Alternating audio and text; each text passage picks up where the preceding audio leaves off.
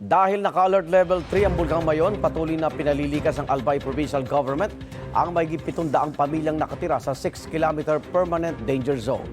Karamihan ay taga Tabaco City kung saan halos 400 pamilya na ang lumikas.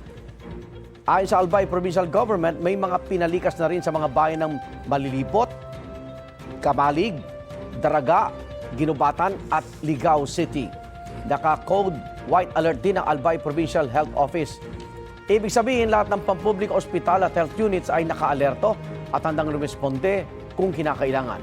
Nagpaalala ang Provincial Health Office na takpan ng ilong, mata at bibig para hindi malanghap ang usok at tabo mula sa bulkan. Binigyan din ng PHIVOLCS na mahalagang lumikas mula sa permanent danger zone dahil nakamamatay ang binubuga nitong pyroclastic density currents o yung tinatawag na uson. As of January 6, 346 na rockfall events ang naitala sa Bulkang Mayon mula noong January 1. Bawat rockfall event ay tumatagal anila ng 1 hanggang 5 minuto.